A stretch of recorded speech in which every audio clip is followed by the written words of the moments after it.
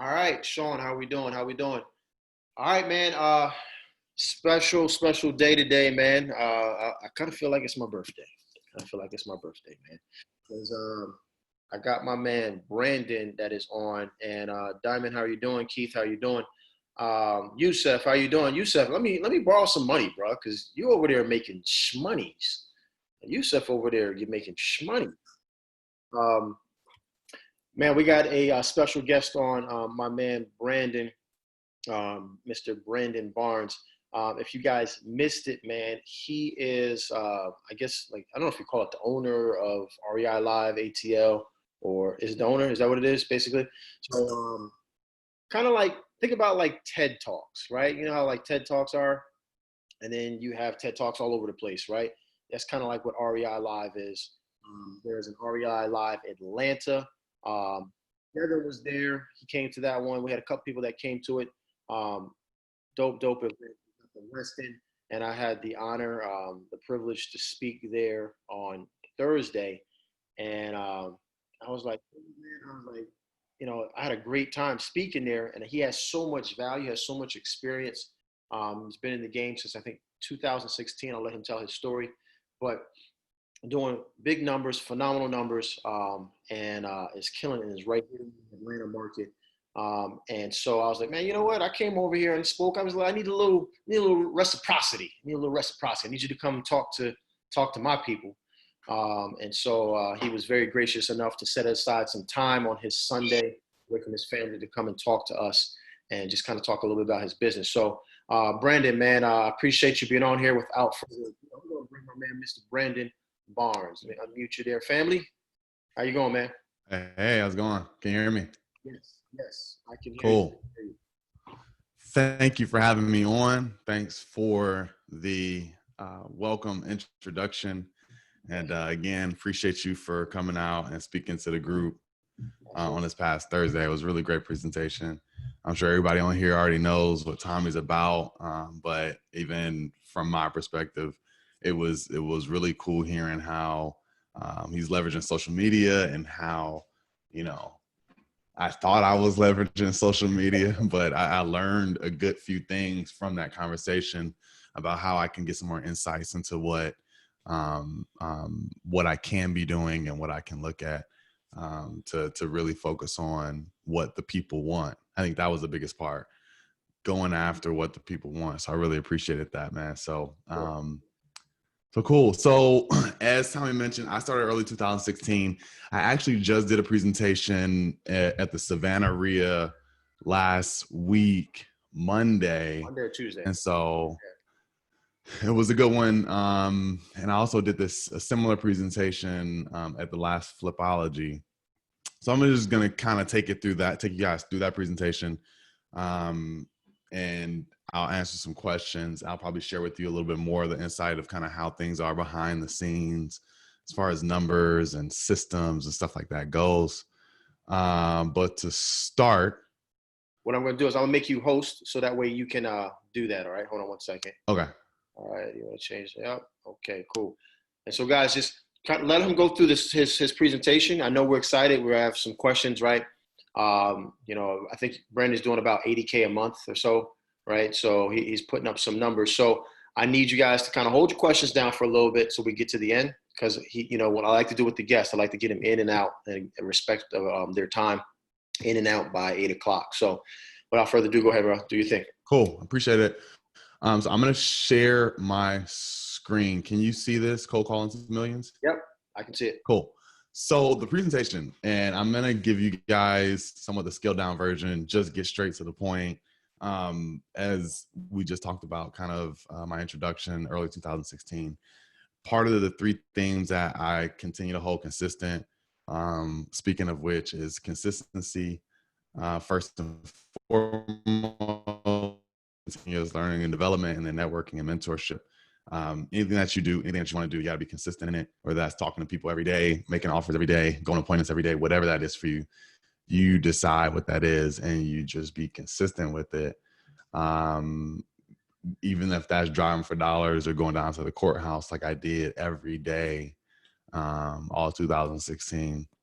Continuous learning and development, you guys are doing that here. learning. And, I continue listening to podcasts, audibles, whatever the case may be, that is helping me continue to find things that I can tweak in my business. Lastly, networking and mentorship. I think if any situation, if you guys are in different states, which I think some of you probably are, whether you're networking with your local meetup or you're going to a local RIA, finding out who's the best closing attorney, finding out, where you can get private lending for a deal, or, who you can JV with, and then mentorship. I really am a big believer in this.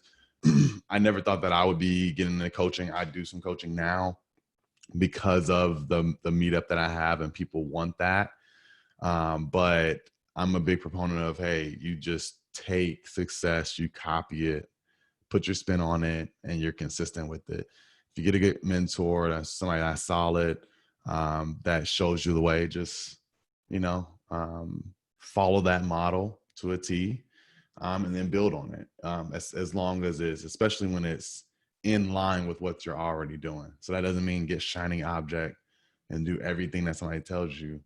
But if your thing for me was like cold calling, anything that I added on to it was just like either another way to generate leads or get leads, that I would still use my cold calling for.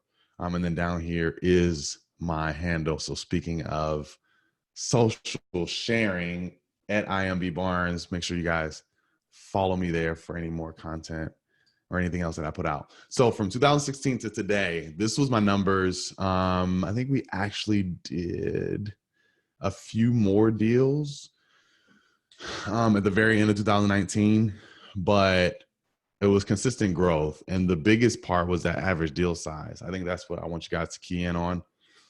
You can do a bunch of volume. I prefer less volume, bigger spreads. Because the roughest part about doing deals is that back half, once you get it under contract, inspections, managing tenants, sellers, closing attorneys, title, everything. So we actually did less deals this year, but made a little bit more money by having a bigger deal size. Everything that we do is 100% cold calling, and it's actually cold calling list source leads.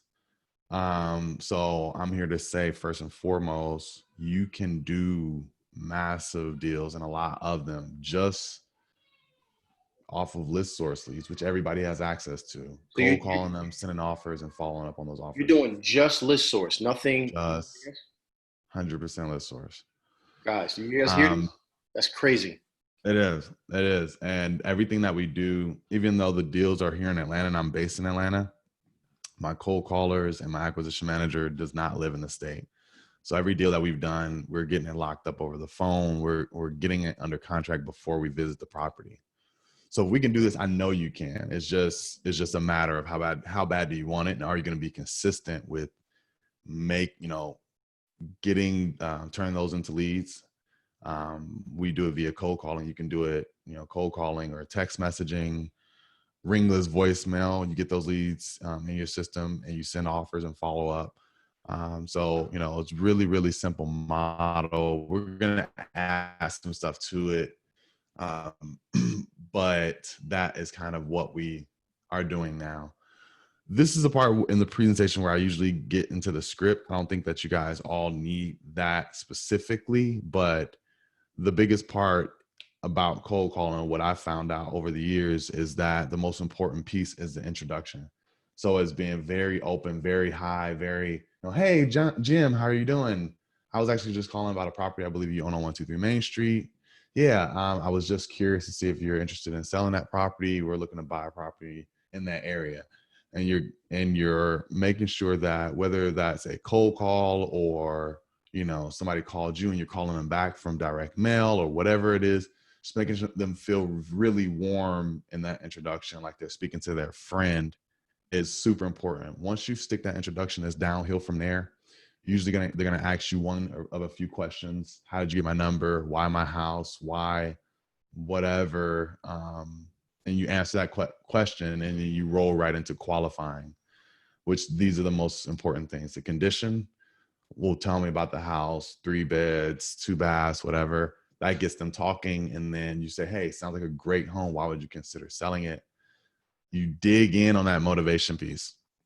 So I just have a tenant that I'm just tired of. All right, they're tired landlord. Motivation goes through the roof.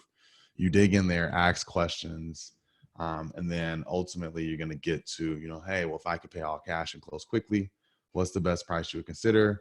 There's no closing cost or real estate commissions to pay. That's how you get to your price question, which that's a super important question. And then timeline, when are you looking to close? Get the email address. That's super important because I think that the biggest piece of how we send offers and follow up consistently is because we get the email address and we send everybody an offer and we send it via email first. Does that all make sense? Thumbs Absolutely. up. So you're sending, so when you're on the phone with them, you're not giving them an offer over the phone? We do. And I'll get to that. Okay. But it's more so getting a price range. We'll get to that. Okay. No problem. Go ahead. Cool. But the two most important questions here were, hey, sounds like a great home. Why would you consider selling? And then you dig into whatever they say and you build rapport. And then, hey, if I could pay all cash and close quickly, what's the best price you would consider if there are no real estate commissions to pay and no closing costs? Super, super important. Handling objections is been a key point for my cold callers and for anybody on this phone call. As you're dealing with people, any question that you get back is basically an objection. But the person that wins the race is the one that takes that first RBO on the chin and rolls right through it. So whether that's like, I don't want to sell, I don't want to talk to you, or no, I'm not interested. Well, hey, Mr. Miss, can I follow up with you in the future? However you do it, whatever that response is, we get a lot of no's. And here's a great example of this.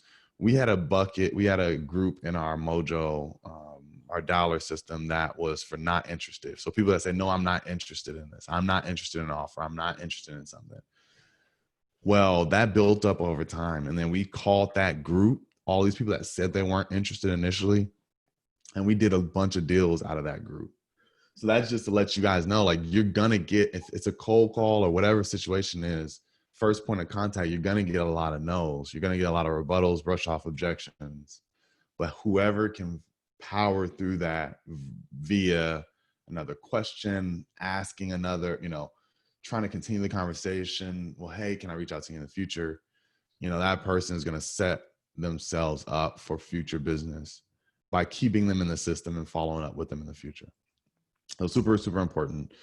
The metrics that we follow for my business are, I want every cold caller that they're dialing 30 hours and they're trying to get a lead per hour. And then my acquisition manager is trying to send, and actually let's just say offers per week. So real quick, let me pause on that real quick. So qualify, because a lot of people say I got a lead. What does that mean? What is a lead to you? For me, a lead is somebody. So the simplest form of that, and great question, I'm glad you asked. The simplest form to that is a lead is someone that says that they want an as-is offer on their home. They would consider an offer for their property in as-is condition. Gotcha. The reason that's important is because if they have, my house is superb, it's been completely, finished and remodeled, they're not a lead. Or if that person says, yeah, I would consider an offer, but I want, a more than top of the market, or I want to sell through an agent, they're retail. If their home is, if it's been lived in, if it's old, if it's rented and it can be improved, then it's an as-is condition. If a person says that they would consider an offer for their home that's an as-is condition, that's a lead. I don't care, because I think people take it too deep. People think too much about it. You think like, if they don't want it at the price I'm willing to offer, that's not a lead. No, that's BS. Mm-hmm. If they would consider an as-is offer for their home, you send them an offer and you follow up. You send them your best offer. It don't matter if you're 50K apart. You send them an offer and you follow up on those offers over time, because they'll either come back, they'll change their mind, something happens in their life, and then they're ready. They may not be ready today, but they will be in the future. That's a, I want to just ask you a quick question here on that because I want people to hear it from you. When out of the, let's say out of 10 deals, what percentage out of 10 deals that you actually close on, what percentage are first time pick up the phone, and boom, we got a contract and it goes right through? And what percentage are follow up for, 1, 2, 3, 5 months, 6 months before you actually get a deal? That's probably a good question for my acquisition manager.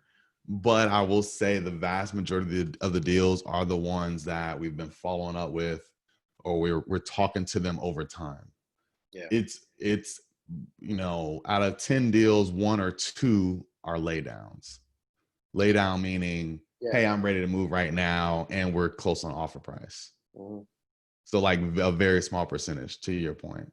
Yeah. So It's important, I think, people to get it in their brain, because I think so many times we get this picture of wholesaling, like, and we see the end result and be like, oh yeah, I called this person, it was this lead source and we got a deal, and we forget to mention that, oh yeah, we called them for 5 months straight before right. they came down in price. And I think making sure that people have the right expectation going into the process is definitely one reason why a lot of people have the wrong expectation. That's why they quit so early. Right. Yeah. That, I mean, you know how everybody says like, hey, the deals are in the follow-up, deals are in the follow. It's 100% true. It's absolutely in the follow-up. So when you break it all down and strip away all the stuff that you've heard over time, a lead is someone that would consider an offer for their home in as is condition. That's it. Nice. Point blank period. Because people want to say like, hey, it's only a lead if the house is completely in bad shape, or they would consider my offer price, or we're close on price. That's a lead. No, like anybody, because if you're close on price, yeah, that's a lead today, but you want all the leads over time because you're going to be consistent, right? Yep.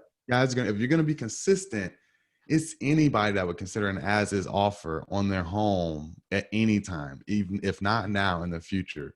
So to your point earlier, like, yes, the vast majority of the deals are from follow up over time. And I'm going to get to that as well as of how we follow up. And we make sure it's not all these fancy automations. It's just throwing everything into the power dollar. So I'll get to that. Again, anybody that consider an as is offer for the house, that's a lead.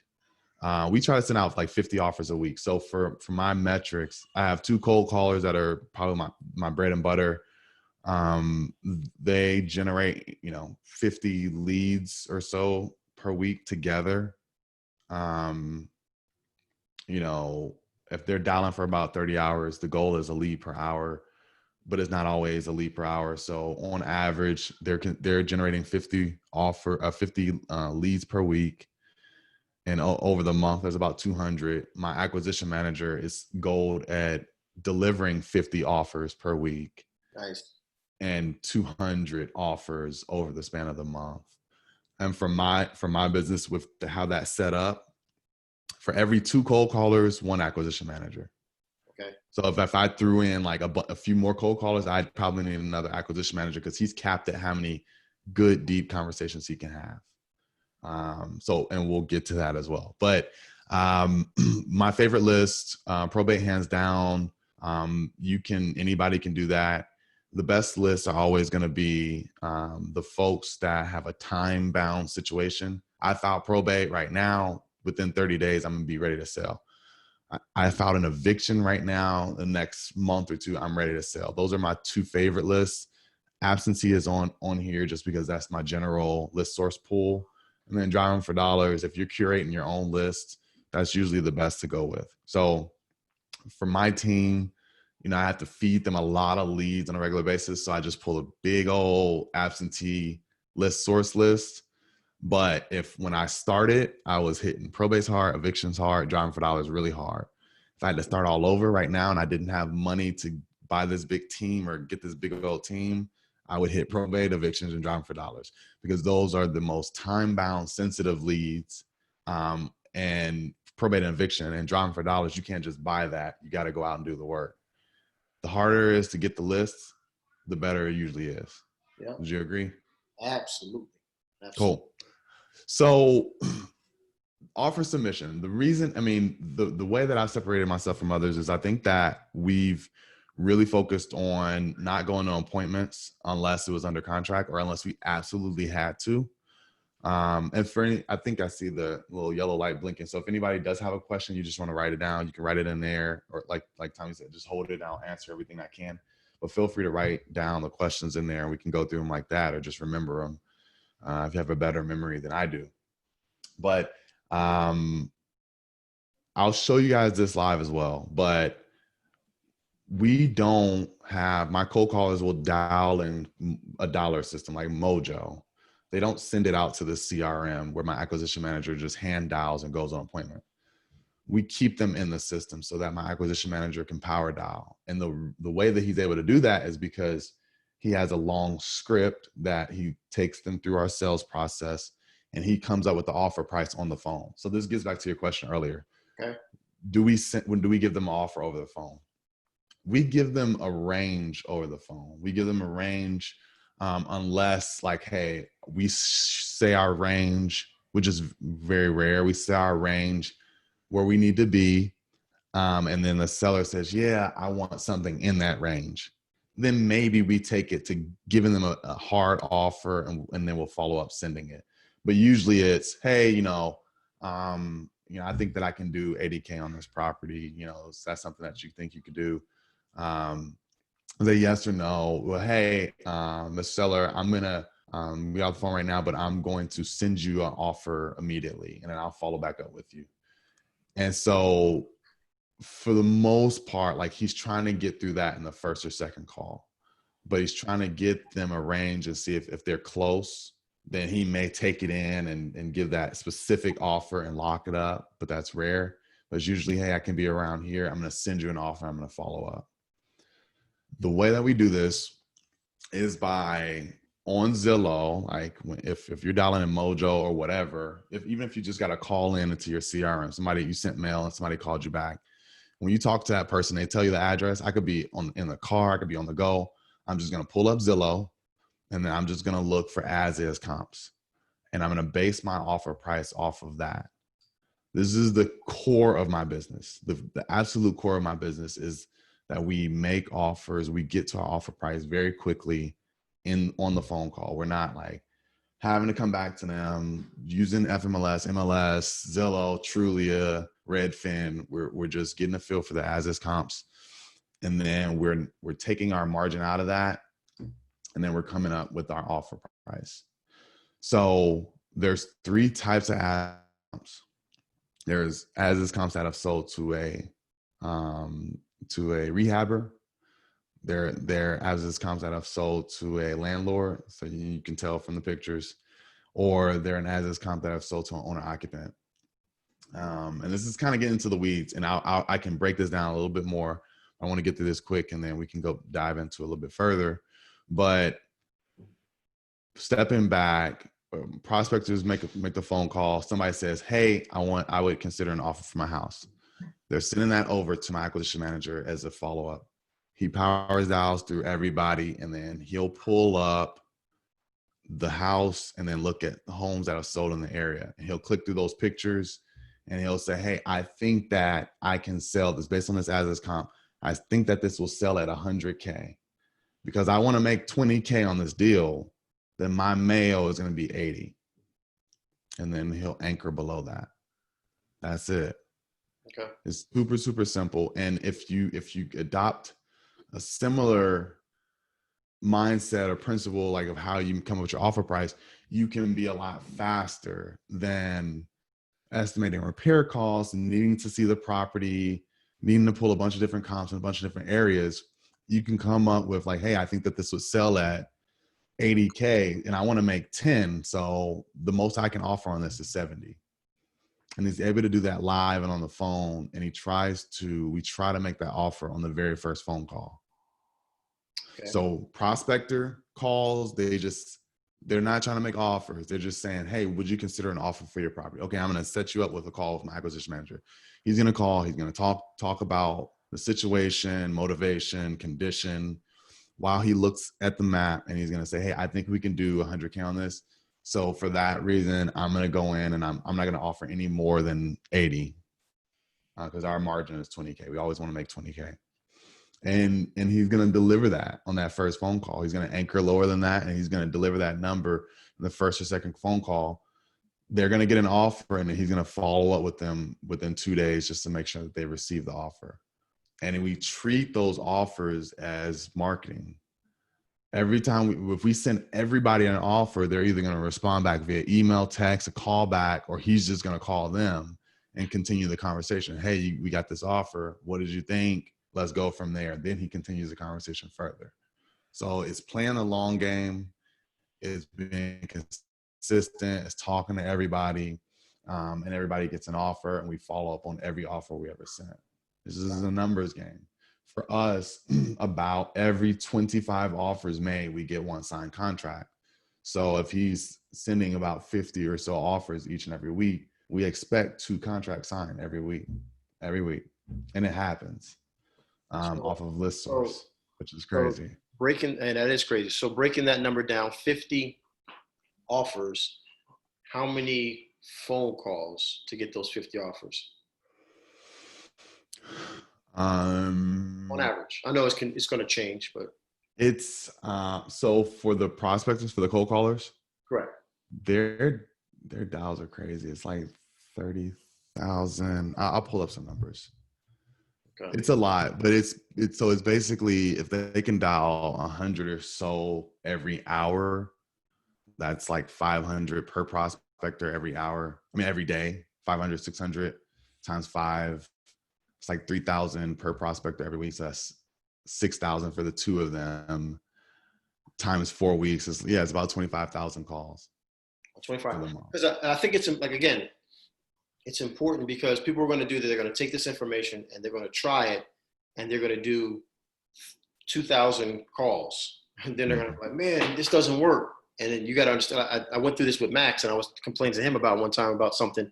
And man, I'm got these calls, man, and I'm doing like, 2,000 calls, 3,000 calls. And he's like, bro, I'm doing 20. So right. It helped me put in perspective. Like I see what his work is doing. I see what is coming out of his effort, but I didn't realize how much he was doing. So if you guys are looking at this and you're doing the numbers like, oh, I'll get 50 offers, but you got to be prepared to call, what'd you say, 24, 25,000 people, right? Right. So, just make sure you keep that in mind, everybody. For sure. And I'll pull up what a week looks like for us so that you can see prospector 1, prospector 2, lead manager and all that, and then what that equates to. Cool. This is the next slide, but the big point here, I mean, this is the same thing that we've been talking about. So it's about 32,000 dials per month. 32. Cut that in half per prospector. That's like 16,000 per cold caller is dialing about 16,000. And that's per month. So divided by 4 is like 4,000, right? That's 4. Yeah. Yeah. So, but that's what they're doing. And we didn't get to this until I fired myself from that acquisition manager seat. We had the prospectors, they were doing their thing and sending everything to me. Because I was the solopreneur doing everything in the business, dispositions, running around, and that wasn't my sole focus. It was a good week if I got 10 offers out. Once I finally got out of my own way, it was a point, and this is similar with a lot of folks when you're getting started. This is repetitive story that I heard on coaching calls and Wholesaling Inc. When do I get an acquisition manager? When do I get an acquisition manager? Like, I'm not going to have enough leads to feed them. I'm not going to have, the morals of that story is like, the quicker you can get to an acquisition manager that solely focuses on generating offers and following up on your offers, the better.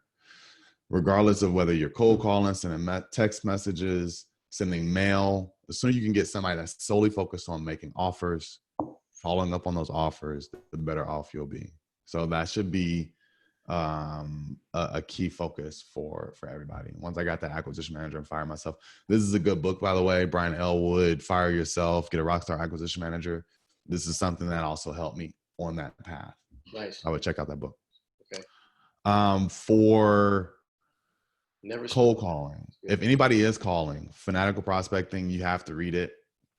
Objections is another good one, and never split the difference is kind of more so on the acquisition side, just understanding how to be an active listener, mirroring and matching, making sure that your conversations um, are focused on like your end goal, which is, hey, I need to build rapport. I need to like have them help me sell them. So you got to be an active listener, and you can do that with some techniques in that book. And then again, the networking mentorship, REI Live Atlanta. If you guys are interested in coming out, REI Live ATL, we keep that updated. And then my website, that's my landing page. But that's it. I threw these slides on here just recently, but this is kind of going back to what I originally said. 3 types of as-is comps: sold to a rehabber, landlord, or owner occupant. I'm going to show this to you if I can really quickly. Yeah, absolutely. And then based on that, this is that formula that I was telling you. If I find an as-is comp, so basically, if you're looking at a street in Decatur and you see a rehab, and it's a super dope rehab, it was just rehab, painted brick, etc. You click on that property and it's a similar square footage as yours, and you scroll down, click on price history, you'll oftentimes see that it sold at $100K less in the last 6 months. That is my B2C price. That's what I feel I can sell my house for. If it's in if it's a similar type of home, similar location, similar square footage, I'm going to say, hey, I can sell my house for that price. So I'm just going to take out my margin, and then I'm going to come up with the offer price. Gotcha. That's my mail then, right? This is the maximum allowable offer. This is what I want to offer. So I'm going to start anchoring below that. And that's just general, like you have to anchor low and work your way up. So if you're ever in a conversation and you say, hey, I need to get this house under contract for $100K, and they say, hey, I want $100K for the house. And you say, oh, great, let's do it right now. You're probably going to leave that person with seller's remorse. They're going to feel like that they probably could have got more from you. So you always anchor. This is kind of how our anchor looks. We'll go 65% below that, and then we'll work our way up and decreasing amounts. So 65, then 85, then 95, just to get to our mail. And I'll say this because somebody has asked me this question recently. Do you always go that low? Well, not necessarily. So for instance, if I know I need to get this locked up at 100 and they say, man, I could do this, but I really want 110. I'm not going to come and say, hey, would you take 52? I'm probably going to start a little higher, right? I'm going to start 90% below, my offer price that I thought needed to be 100. I might start them off at, hey, if I can get this at 90, I think we really got a deal. And then maybe you negotiate a little bit and you land at that 100K that you wanted. So I hope that's not confusing, because this is based off of, we were talking about a different number than what's on the screen. But what I'm just trying to highlight is that if you feel like you're really close on price where you need to be versus where they want to be, I still want you to anchor below where you want to be, but just maybe not as far below. Got it. That's gonna, you'll keep the conversation. They'll probably be open to your offer if you come in like, hey, closer to where they want to be. Ultimately, it's an easier transition to get to where you want. So that's about it. I mean, that is kind of my cold calling, how I teach cold calling out the gate. But to give you guys, like I said, a feel of the business is, let me actually show you guys this. I'll show you really quickly, and I can share this as well in the spirit of sharing what our script looks like real quick. I learned this from top to back. Everybody has like having a sales process, a sales system. it allows you to understand where you need to be in that conversation at any given time. So if you're playing, and usually everybody is in the very beginning, you may be playing cold caller and acquisition manager, but ultimately, if you're sending mail, you're probably going to start off your business plan acquisition manager. My script is in a formula where we start by warming up and building rapport, just checking in. I was calling about your property. Is this a bad time to talk? Pull away. And then we set the agenda and ask permission. Hey, this is what I'd like to do. I'd like to talk a little bit more about the situation condition.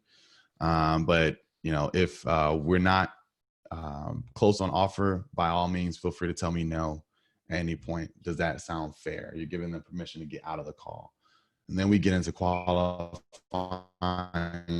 hosting, where we'll want to know a little bit more about what's going on. We'll ask some more pain probing question. Well, it seems like on-time rent is valuable to you. It seems like you don't like, tenants that don't pay on time. Like, you're trying to pull that out. And then you're going to describe your future seller benefit. Well, hey, we can help you with that whole process. Our business is really simple. We just want to buy the property so we can resell it for a profit. We tell people up front what we want to do because it creates less issues in the back end. And we get down to making the offer. You're just trying to get a ballpark from them. But then we go into that offer price level 1. If it's not acceptable, we go into offer price level 2, 3, and then ultimately our mail. And then we try to get closed. Are we in the same ballpark? What do I have to do for us to do business today? And then when we go out and we close. So this the offer prices that you were seeing earlier is built into this script. And this is a long form script. This is how, by having a detailed conversation where you take somebody through, your initial, rapport building, your qualifying and diagnosing, you're making your offer. If you want to do deals over the phone, it has to be a longer conversation. I mean, you have to, that's where you're doing the work. Because remember, you're saving time not driving to the property, but the average cold caller's phone conversation is 3 to 5 minutes. Acquisition manager speaks for about 15 because he's taking them through the entire process. So, I guess I'm speaking a little bit more specifics into like actually doing the deal and actually getting into the negotiating and the offer delivery. But overall, we pull a big list source list. You've seen enough of the numbers. They'll generate the leads, goes over to my acquisition manager. Well, he just power dials. That's how he's able to stay in the dialer. And he has a long conversation with them while he's looking at the numbers. He's looking for as is comp, taking his margin out and making the offer and following up. It's a very simple model. Works pretty well. We were in the process of adding some more folks to do more of that and just get more activity going. And it's scalable because we're not having to run around and go to each property. So what do you think is, first of all, it's a fantastic system, number one. Appreciate it. What do you think is the biggest negative though? What's the biggest problem with that system? What's something that someone would run into and be like, all right, I might have an issue with this, or what you saw? Good question. The biggest issue is training somebody to see the comps to come up with the offer price. From my perspective, I've tried to show a few different people. I think that people get hung up on wanting absolute, dialed in repair number. They feel compelled to go to the property. That process it really kind of goes after the low hanging fruit. Whereas I'm sure that we'll lose deals by not going to some properties, but you'll do enough, I think, to make it make sense. For me, from my perspective, the biggest problem with the system that I have built right now is that I'm not going after those niche lists that I feel like I should be. And then I have a guy that's been going to some properties when needed. But, I think if you add both of those components in there, you go after some of the niche lists as well as the list source lists. And then you also have the ability to go on appointments when necessary or when you feel it's a really good deal. Those two things, like, I wouldn't change anything else other than that. And also you're always looking for like what list you're going to run, like what list you're going to call, because you're using a lot of volume. And you usually end up turning the same list over and over again. So when you say you don't go to the property at all, you're not getting any photos, or how are you getting those photos, or is that like a separate side? So in the process at the end, when he's explaining and getting closed, it's, hey, great talking to you. As soon as you sign, I'll be connecting you with my transaction coordinator or the closing attorney. We're also going to want to get in the property at least 2 times. First time, we're going to come through and take pictures. We're going to get a feel for the home. And then the second time will be a larger walkthrough where we'll have our buyers, we'll have, potentially agents, contractors, lending partners, funding partners. So they set that up out the gate. Okay. That we need to get in there twice, once for pictures and then once for a walkthrough. Gotcha. But he's making offers sight unseen based off of what they're saying about the home, and based off of the as-is comps in the area. All right. Perfect. Well, let's do this, man. Let's hop into these questions. Keith said, are you sending offers via DocuSign or using DocuSign, .loop? What do you normally use? DocuSign? Yep, DocuSign. DocuSign. All right, cool. You have to find out where. Okay. Let me get a chance to push those books again. So, I did. Someone said when you get a chance, please show those books again so I can get a screenshot. We can just type them in. It was Never Split the Difference. Jeb Blount, Fanatical Prospecting, and Objections. Jeb Blount is the same author. And then the last one was Fire Yourself by Brian Ellsworth. All right. I'm trying to type them in there. These kids got me losing my voice, by the way. So sorry, I'm a little hoarse. Brian Elwood, Ellwood. They're in there. Okay, never mind. They're good. Fanatical. All right, good to go. Appreciate that, Ali. And someone said, hold on, let me try to stay in line here. Okay. Someone said, do you have any boots on the ground in the virtual market? So correct me if I'm wrong, like you're all these deals are in the Atlanta market. So it's virtual in the sense where the person who's calling them is virtual. They are. However, we're going into Charlotte here real soon.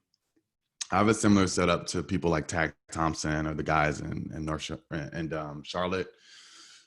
The only difference is if you were to go into another market, there's third parties that you can use for photos, or put an ad out, or you could just partner with someone that you meet or know to JV early on, and then end up putting a job ad out.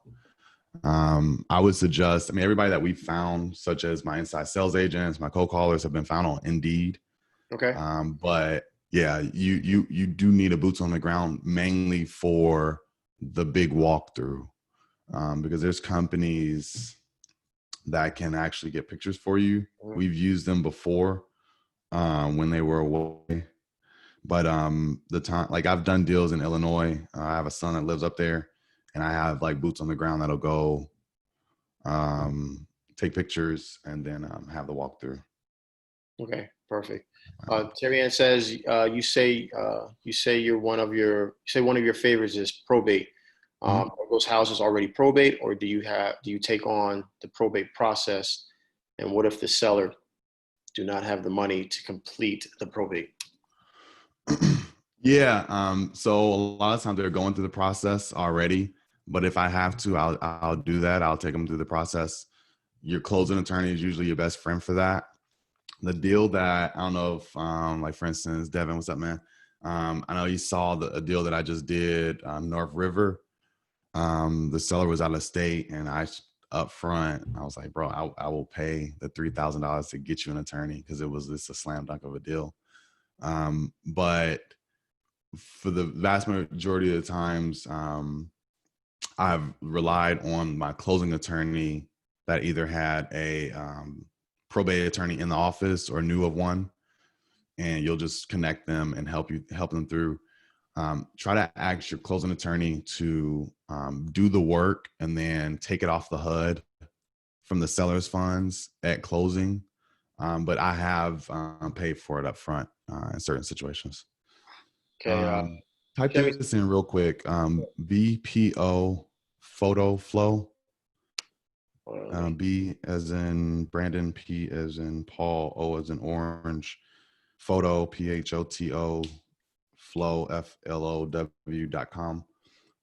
They do photos like all over the country.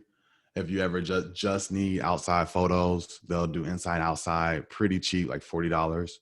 We've used them. I know a few other people that use them. If you're doing deals over the phone and you just need, pictures, do that first. And then you'll probably want somebody to do the walkthrough, but that's it. Everything else is handled by a closing attorney. Nice. Shemi says, is a dialer recommended starting out? Mojo all day. Got it. All right. How do you go through the terms of the contract and negotiate EMD inspection periods over the phone?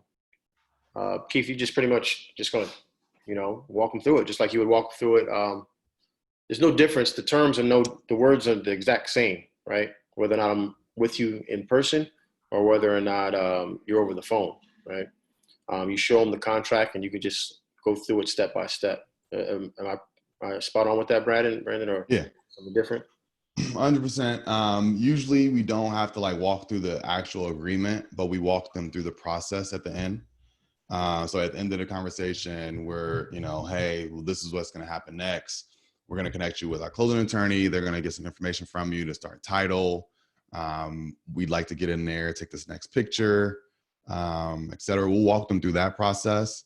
But usually you're sending that offer. If they have questions, they'll let you know and then you'll make adjustments as needed.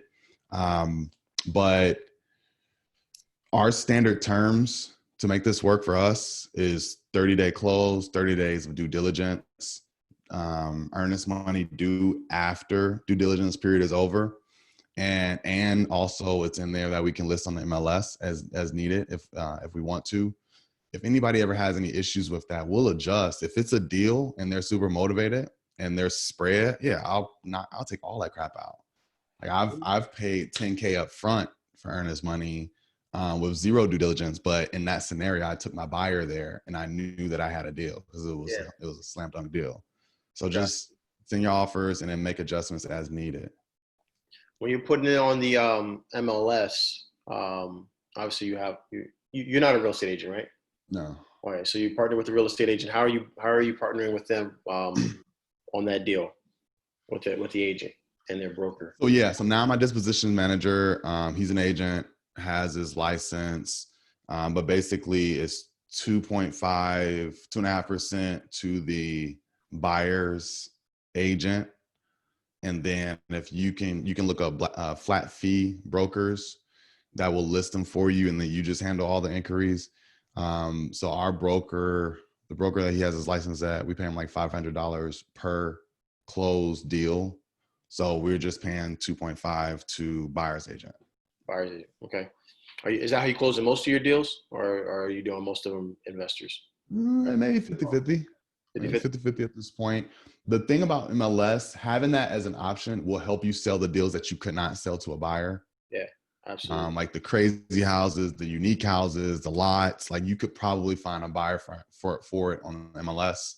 But most of the time in like traditional houses, it's actually going to be a better price net to us from our buyers list because we're not paying commissions. So we try to avoid selling through MLS as much as possible. We can get close to close to that same spread with directly, we'll do that all day. Okay. Marcus says, where do you see the majority of your marketing coming from in 2020? Cold calling, RVMs, texting? Cold calling, still 100%, not 100%, but we have a great system for going out and hiring cold callers, finding somebody that is older, senior, from the old school, good work ethic. They just want a steady paycheck, steady job. My strongest cold caller is 70 years old, but she's very energetic. She's great on the phone.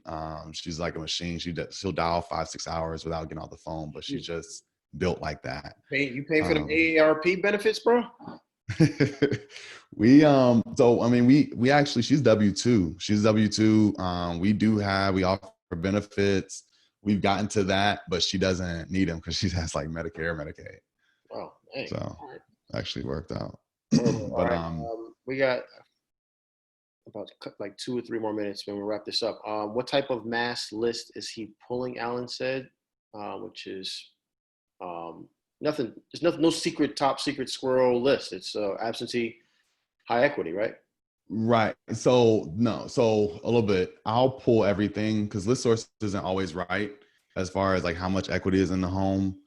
I'll pull 0 to 100 and unknown. Like if I want the big bulky list, but to start, I'll do 40% equity and up. But once we're getting down into it, list source isn't always right. So definitely pull in the unknown. The biggest components of the criteria is last market sale price and last market sale date. So the last market sale price, I don't want anything that was last sold for more than 200K. And last market sale date, I don't want anything that was sold last before 2010, call it, like last 10 years. So if you just put those filters on, equity can be what it is, but we don't just go after high equity. I'll go low equity and unknown, and we'll do deals there as well. Okay. Okay. Yeah. Sorry about that, Ali. I missed the O there. How are you finding your buyers? And can you go back over how long before you reach out to probate prospects?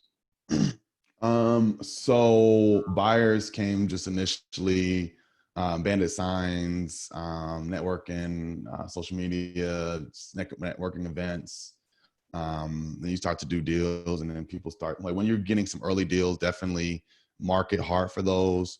So put a bandit sign out if you can, if it's good in your area. Put something out on the internet, and then just watch the buyers come in and collect them. And then the more deals you do, the more buyers you'll attract. So that's kind of how I did it. And I did some list swaps with a few people to grow it even more. But if you do have that listing language in your agreement, if you can get that in there, and it's very simple, when you list something and you got a hot deal, you'll get a bunch of buyers that'll come to that property. Or if you're at the sale, Super Tuesday, tax sale, collect buyers there. Collect buyers from the deals that you do. Nice. And before then, don't worry about the buyer. Like, partner with somebody. Just focus on getting deals. Focus on being direct to seller. You'll do deals, and then you'll attract buyers. All right. Carla said, how much do you pay your VAs? Like $450 for a solid VA. Cold caller is not a VA in my opinion. I always have US dialers. So I started with like $20 an hour. You can do $15 an hour, get away with that. And then the other question before that was the probate process. We'll reach out to them as quickly as possible.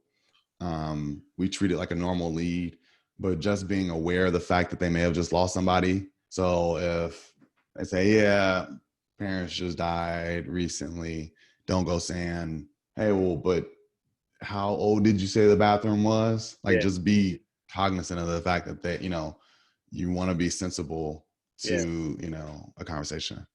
Yeah.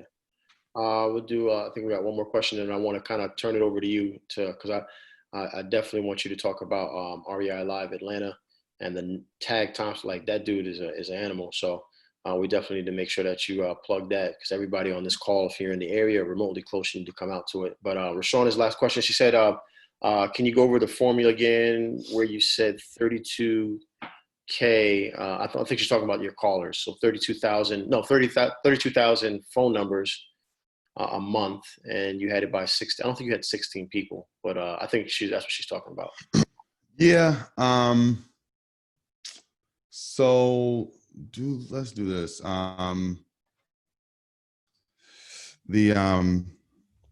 Just generate as many leads as you can.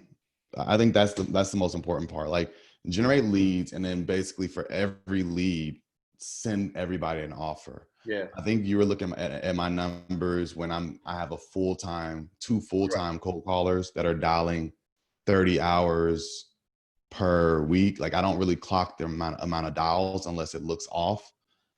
If I'm paying you for 30 hours dial, I just need to see you dialing. And the leads are just going to be generated from that if they're doing what they need to do. The more important part is, like, are we going through the process and delivering offers to everybody that comes over as a lead? And then are we following up on all those offers? I think that's the biggest, most important part. Yeah. And I just wanted people to hear what you were saying, because I didn't want people thinking, oh, I'm going to go ahead and make 50 offers a week.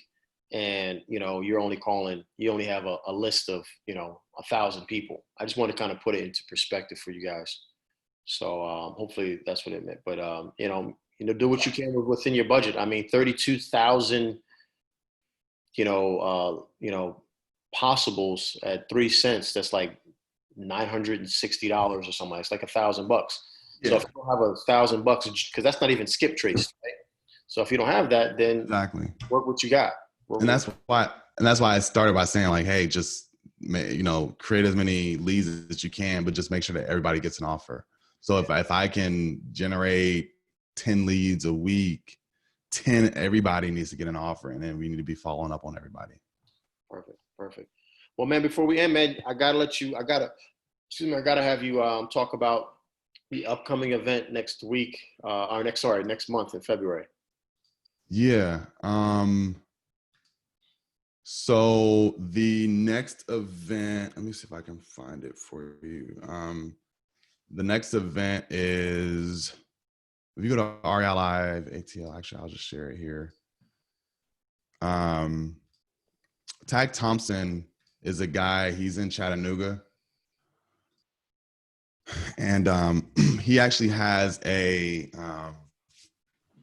software that he's rolling out that is, it's called gooffer.com. Shit, I can't even find it. This is February 20th. There it is. Yeah, February 20th. So third Thursday is the Western Perimeter North, right at the King and Queen building. He's basically done a similar process to how I can't even get in here. I'll share that back with you in a little bit. Right. But it's a similar process to how I've taught my cold callers, my acquisition manager, to just look for as-is comps and make your offers based on that. He's basically created a website for that. It's called gooffer.com. I don't think it's open to the public yet, but he's cold calling in Chattanooga. He's cold calling in North Carolina, as well as in Atlanta. They're doing about 16 deals a month that way. And he's basically all out of Mojo. This is Mojo for you, if you guys haven't seen it. So I just want to show you real quick. When your cold callers are power dialing and they say, hey, this is a lead, they're leaving a note. They're going to say, yeah, maybe this is a wholesale deal. They set a follow-up call as a new lead for this person.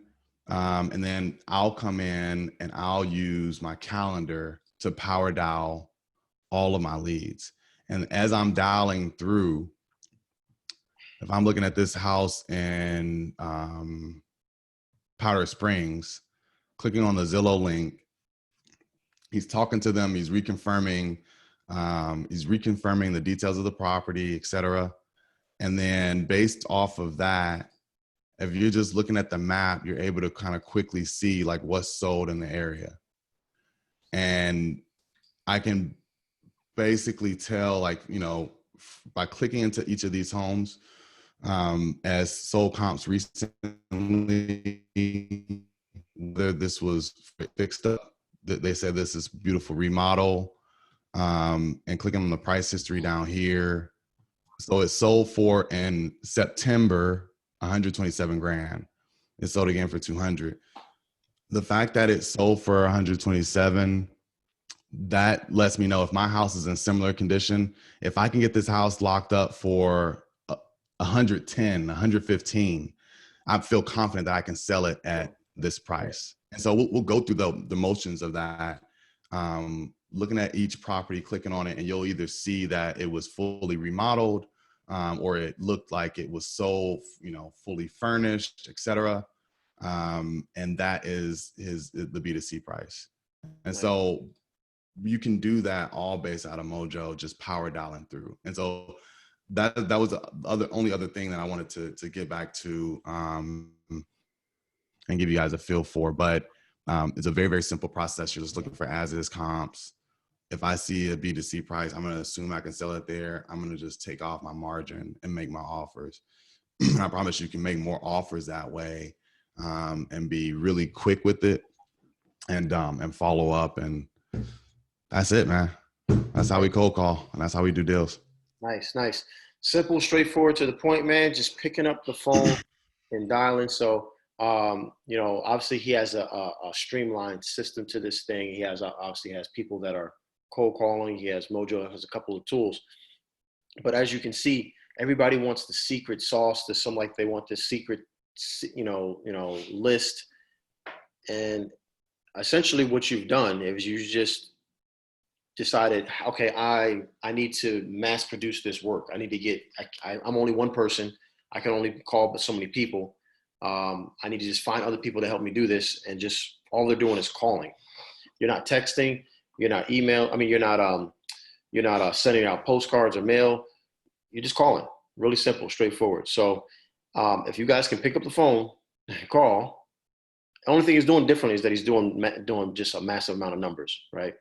So, but I think if you're doing about 4 or 5 deals a month or so. 4 to 6.